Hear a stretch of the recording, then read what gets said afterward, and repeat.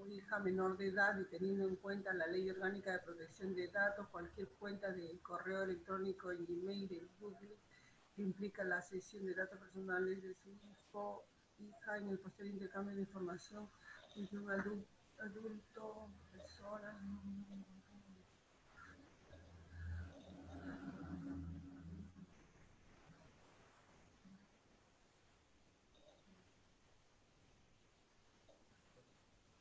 Está bien.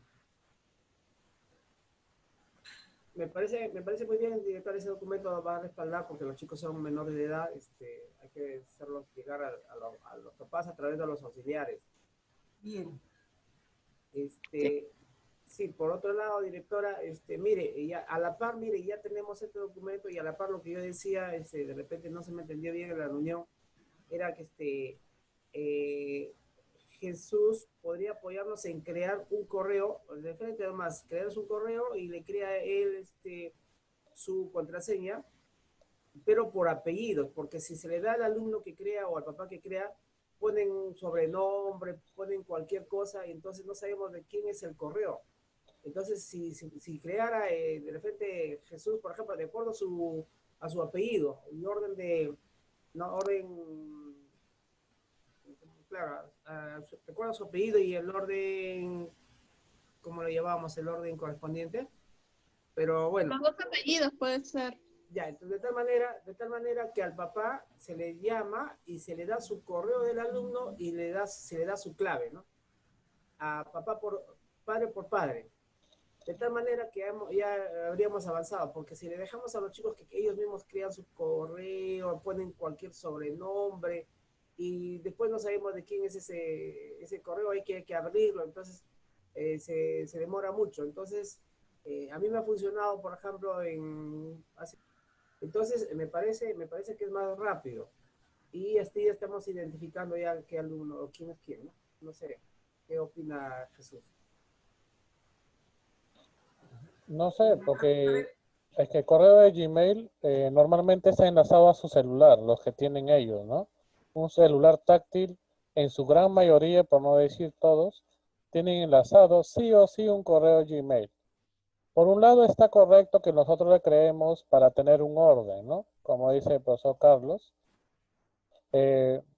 Bueno, no sé si el padre autoriza, se creará, ¿no?, un correo de parte de la institución.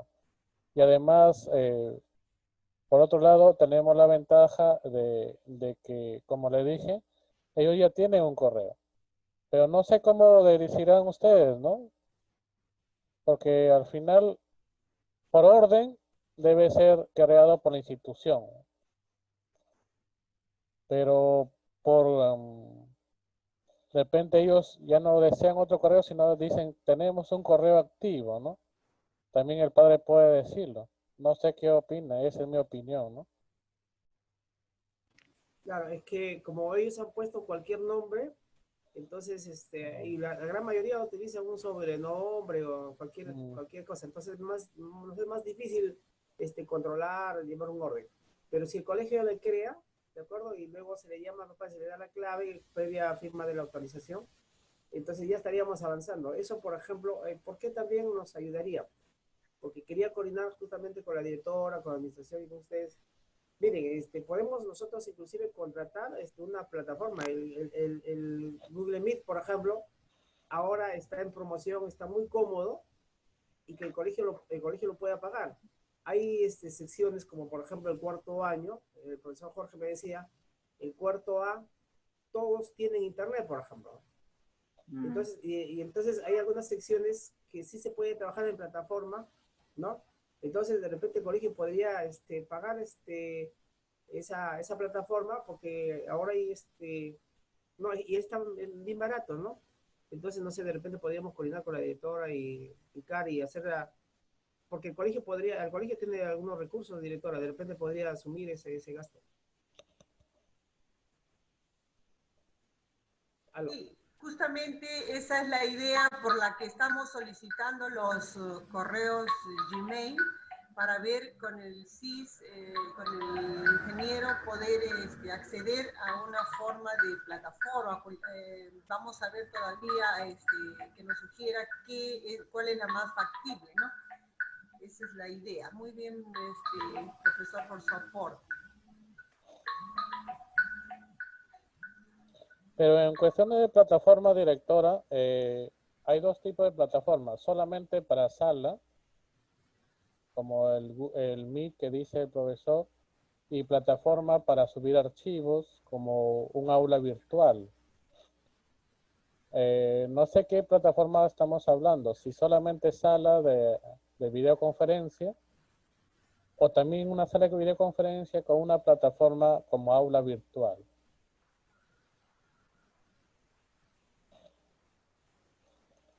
La sala virtual como también para subir los trabajos de los chicos, ¿no? Y el Google Meet está dando esa facilidad, Jesús. Hay varios colegios, por ejemplo, ahí en Alcázar nada más, el Leoncio Prado, tienen contratado esa plataforma desde el inicio, ¿eh? Y les va muy bien. Entonces, y hay así varios colegios. Entonces ahí cada profesor ingresa a la sala virtual y manda los trabajos y recibe los trabajos, ¿no? Entonces han avanzado bastante. Entonces nosotros podríamos de repente copiar algo de eso, ¿no? Pero ellos han estado con el Classroom inicialmente. Entonces, pero ahí les podían poner la información, pero no tenían la sala virtual. Pero con el Google Meet ahora sí les permite hacer todo eso, ¿no? Entonces, y a un precio bien cómodo. No sé qué tan cierto sea, ¿no? Entonces, bueno, de repente averiguar y que se nos vea la charla a través de los ingenieros del Google Meet y se pueda llevar a cabo esta propuesta, Jesús. Google Meet. Voy a buscarlo.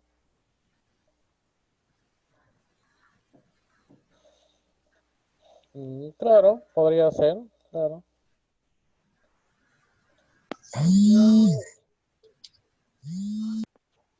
Directora, buenos días, soy la profesora Jenny. ¿Sí me ¿Cómo está, llamaba? profesora Jenny? Ya estamos, Sí, ya ingresé ya. Qué bueno, justo la estaba llamando.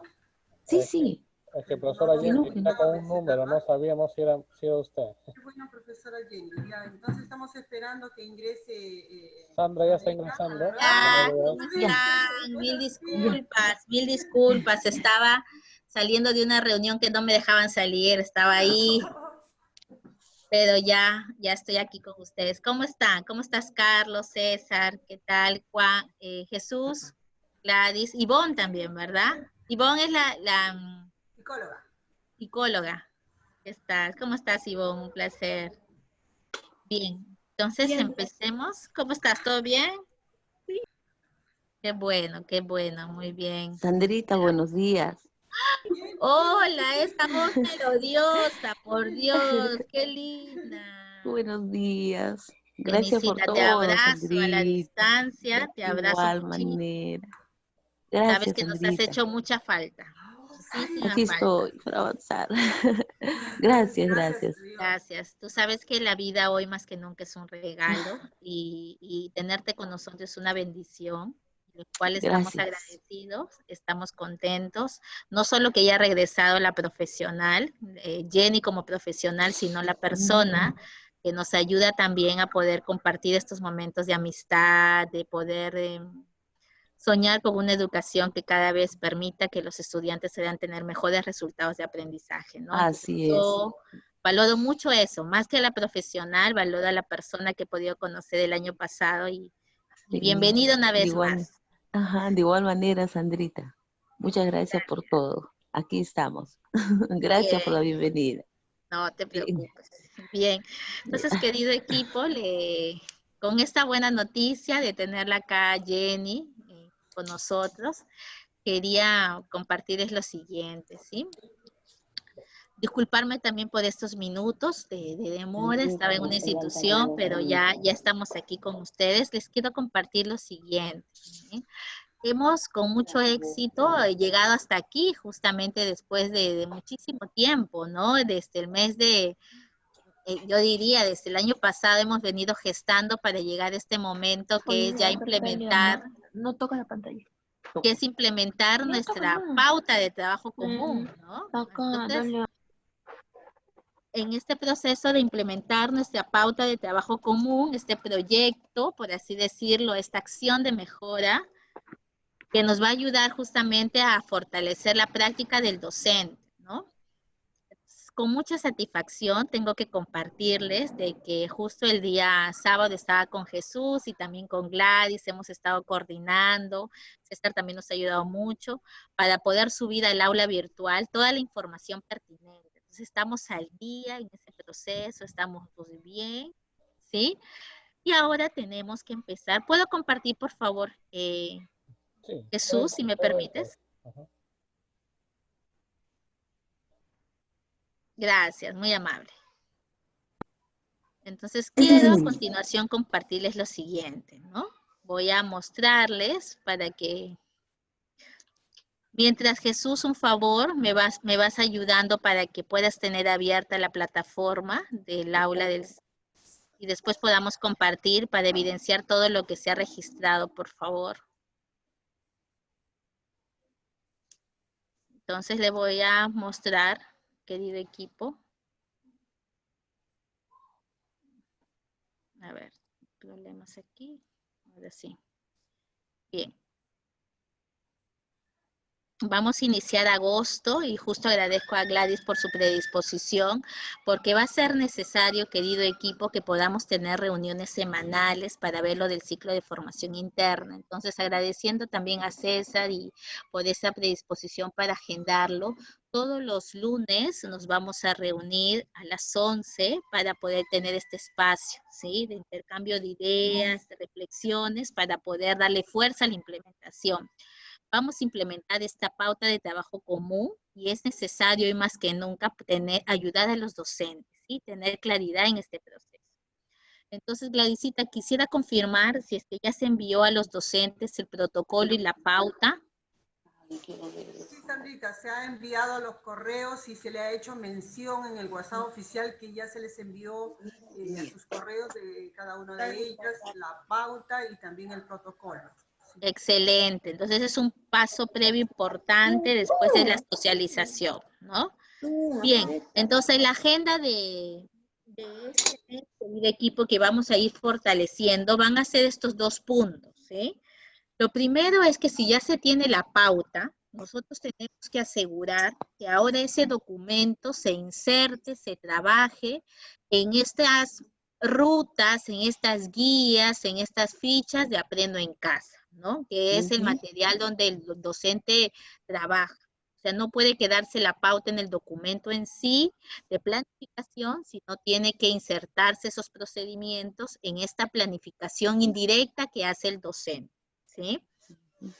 Y lo segundo es que tenemos que fortalecer estas reuniones de trabajo colegiado que ustedes tienen, justamente por ser una institución GEC, tienen este espacio de reflexión, de encuentro con sus docentes. Entonces tenemos que ir generando para que hoy más que nunca estos espacios se vuelvan reflexivos, ¿sí? Que el docente pueda permitirse mirar su práctica, ir reflexionando, tomando decisiones, que le permita también asumir compromisos, ¿sí? Para la mejora no solo a nivel personal, sino a nivel institucional, es lo que estamos buscando, ¿sí? Y bueno, en esa línea hoy quisiera compartirles, empezar este espacio de encuentro con ustedes, compartiéndoles lo siguiente, ¿sí? Quisiera que prestemos atención todos a este video de Rebeca Nijovic. Ella es muy conocida por sus aportes en lo que es la evaluación formativa. Sin embargo, ella es una investigadora que trabaja una línea de acción también importante, que es lo referido a la formación de docentes en servicio, ¿no? Cómo hacer que la práctica del docente cada vez sea reflexiva y sistemática, ¿sí? Para que aporte la mejora de resultados de aprendizaje. Entonces vamos a escucharlas, querido equipo, atentos a ello.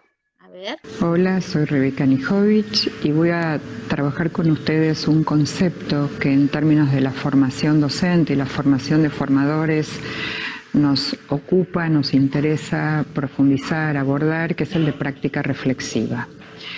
El concepto de reflexionar sobre la práctica no es nuevo, Ya John Dewey, hace muchísimos años, habló de la capacidad que tiene el sujeto de reflexionar, y él asociaba, en ese momento, estamos hablando a principios de 1900, él asociaba la capacidad de reflexionar a un disparador que él definía como un problema, como alguna situación que hay que resolver, que disparaba la posibilidad de pensar.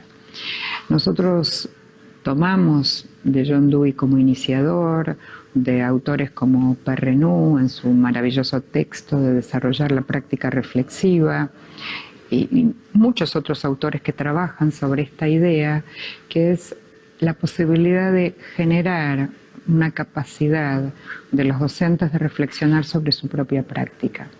Y ese proceso de reflexión empieza justamente desde la práctica. No es un proceso teórico que primero voy a abordar, por ejemplo, una teoría y después voy a ver qué pasa con esa teoría en la práctica. La práctica reflexiva parte justamente de esa situación, supónganse una situación de enseñanza que generó alguna incomodidad en la clase. Bueno, esa situación de práctica es un motor que va a despertar procesos de reflexión. Uno diría, esto no es nuevo, hace mucho que se reflexiona, y es verdad. ¿En qué estaría lo novedoso? En que queremos que esa práctica reflexiva se torne sistemática, que sea una habilidad, una capacidad que un docente aprenda en su proceso de formación y que se la pueda llevar consigo puesta y la pueda utilizar cuando ejerza la docencia. Y esa capacidad de pensar sistemáticamente, no solamente cuando algo no me salió bien en la clase, que sería lo más común, ¿no? Un docente tuvo una clase que no le fue buena o que piensa que no le salió bien, entonces se pone a pensar sobre la clase. La idea es que esta práctica sistemática de la reflexión sea un modo habitual que yo aborde en mis clases o al finalizar mis clases, no porque necesariamente haya salido mal, ¿no? Esta asociación a que pienso si algo no funciona.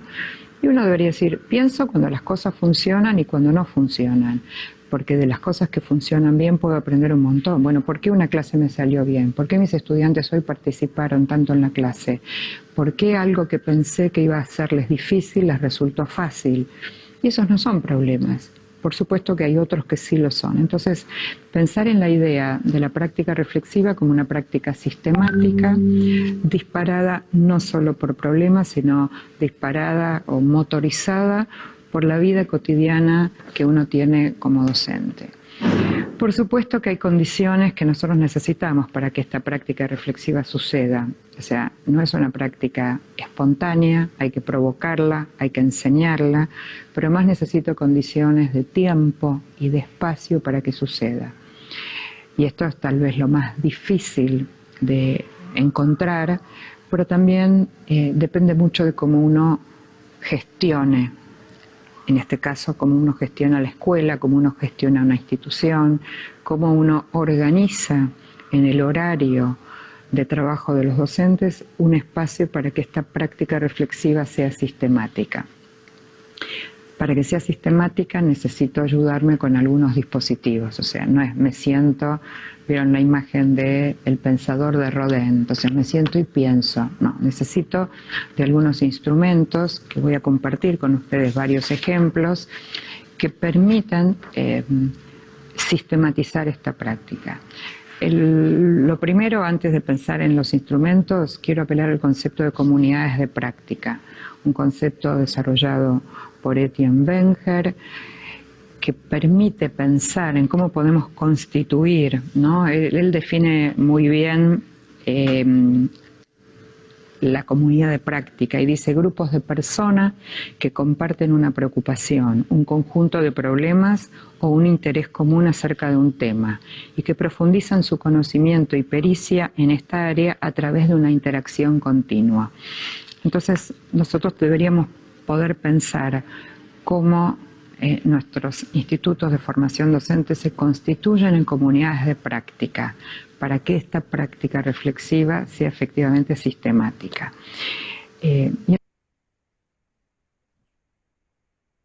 Bien, entonces hemos escuchado justamente a Rebeca Anijovic en esta línea y yo quisiera por favor pedirles a continuación, ustedes me ayuden a responder a la siguiente pregunta, ¿sí? A punto de implementar nuestra pauta de trabajo común, ¿por qué es importante reflexionar sobre la práctica? Y en función a lo que menciona Rebeca Anijovic, ¿sí?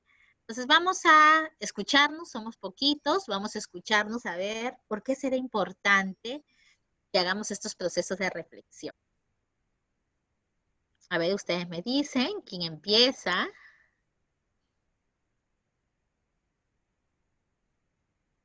A ver. Está Carlitos también, está Carlos, está César, Gladys, Jenicita, que ya la Hola, de tenemos. repente Sí, Carlos. he compartido algo, ¿no? Gracias. Ya, mira, lo que, para responder la pregunta central, ¿no? Hay necesidad de hacer una mirada de cómo estamos trabajando y cómo estamos evaluando, ¿no?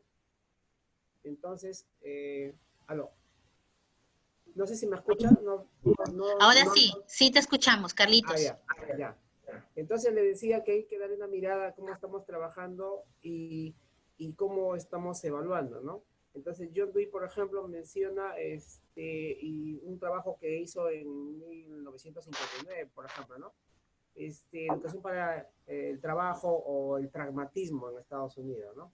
Entonces ellos constantemente han estado dando una mirada del trabajo que se hizo y criticaban la forma como se realizaba la evaluación.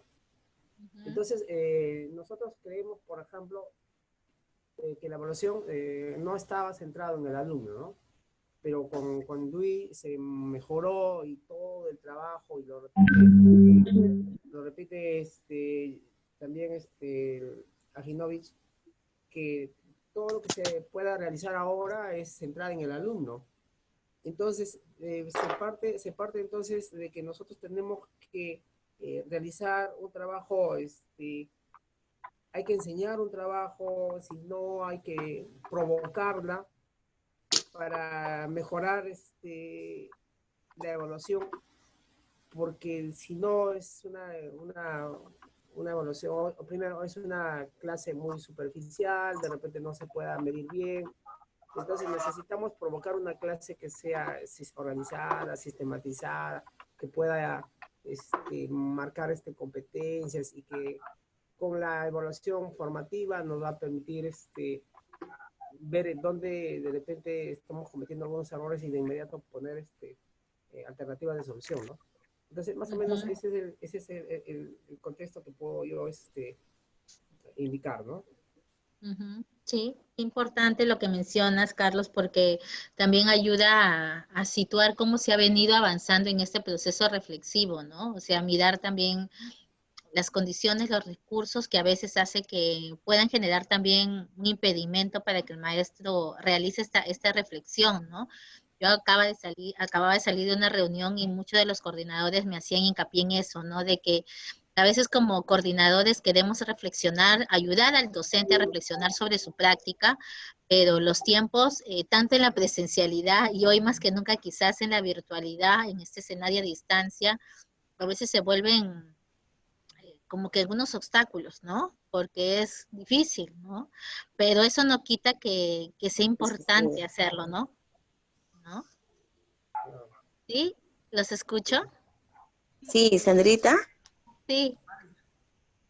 A ver, después lo que me dice la pregunta es por qué es importante reflexionar sobre la práctica pedagógica. Yo creo que esta etapa que estamos viviendo, de salir, como tú lo dices bien, ¿no? De la parte presencial, que era un poco difícil, ahora que la parte virtual, ¿no? Con la que estamos trabajando es un poquito más complicado. Pero eso no significa de que no se pueda hacer el trabajo, ¿no? Hay de repente varios medios.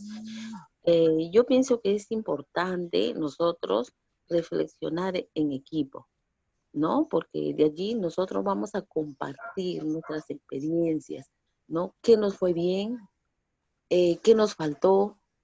Como vimos en el video, ¿no? Dice, hoy día mi clase no salió como quería, ¿no? Entonces, yo apunto a lo que es la verdadera reflexión, es trabajar en comunidades de aprendizaje, ¿no? Para nosotros poder y, ¿cómo se dice?, compartir, ¿no? Estrategias, metodologías y cuantas otras cosas más para así poder nosotros lograr los aprendizajes en los estudiantes.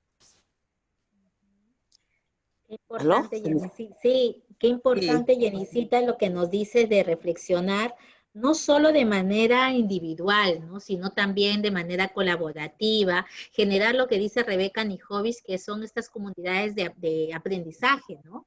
Estas comunidades de práctica, ¿no?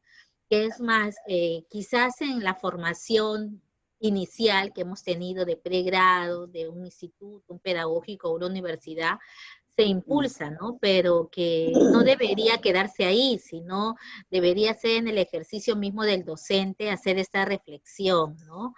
De lo bueno y de lo malo, dice, ¿no? Rebeca nos dice de los días que nos va muy bien y de los días que quizás por ahí hay algunos inconvenientes que han surgido y que es bueno que también lo hagamos, ¿no? Gracias, Jenny. Gracias. De nada, Sandrita.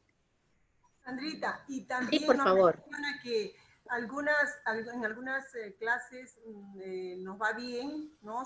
Salimos contentas, alegres de haber hecho una bonita clase de participación de nuestros estudiantes, pero también hay ocasiones en que no es tan saludable, tan bonita nuestra clase y nos deja un poco preocupados, ¿no? Entonces nos hace hincapié sobre la reflexión que debemos de hacer en todas nuestras clases, que sea cotidiano, ¿no? Que se haga una costumbre y que pues nos haga reflexionar para mejorar nuestra práctica pedagógica y pues para darnos cuenta de los resultados del aprendizaje de nuestros estudiantes, justamente como menciona pues Jenny, ¿no?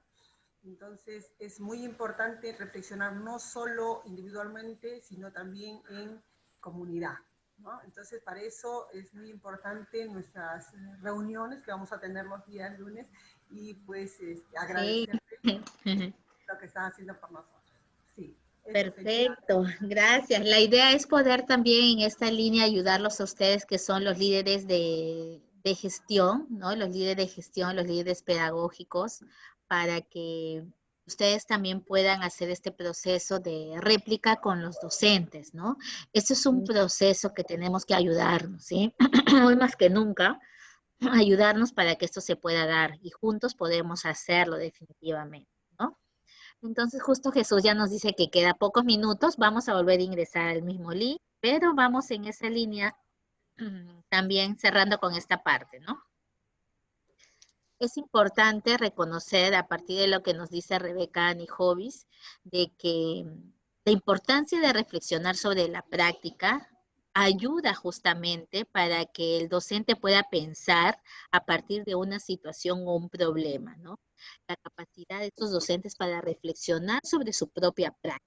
Y nosotros a punto de implementar una pauta de trabajo común, que es una propuesta de mejora para fortalecer nuestra práctica, tenemos que también tener esa actitud reflexiva, ¿no? De ir viendo qué de los procedimientos de la pauta me está yendo bien, qué debo mejorar, y qué mejor, como lo dijo Jenny, de poder hacerlo de manera colaborativa en la CRTC, ¿no?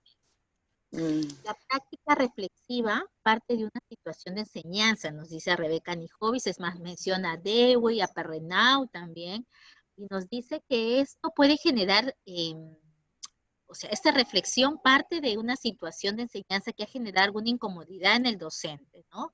Pero que esta situación de práctica es un motor a la vez para despertar procesos reflexivos.